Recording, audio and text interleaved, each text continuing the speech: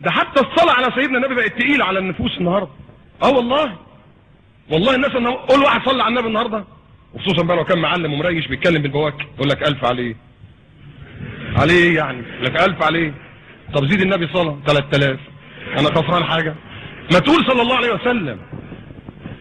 ده بيقولوا صلى الله عليه وسلم في المعاصي والسيئات. مش النهاردة بيقعدوا في الفرح اللي بيسموه ده، يقعدوا يتفرجوا على الرقصات ويتفرجوا على قلة الادب، وهم بيتفرجوا على الفسق والفجور يقولوا ايه؟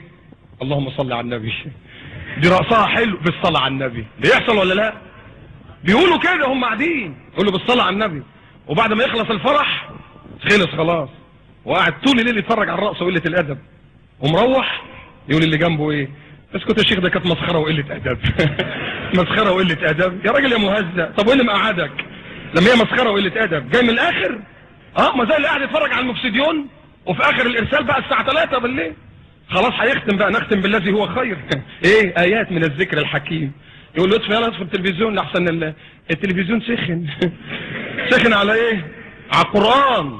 لكن لو المسرحية مدت شوية نص ساعة لا تشيبة بيستحمل حلو. لما انا جايبه تشيبة عشان يستحمل. ده حالنا للأسف. عشان كده بنقول يا ريت الناس تيجي. يبقى الحمد لله رب العالمين عشان الناس بس تشوف الوضع وتشوف اسلامنا وتشوف فرحتنا ان احنا الحمد لله رب العالمين في عز فرحتنا ما بننساش اسلامنا، ما بننساش ديننا اللي ربنا سبحانه وتعالى اعزنا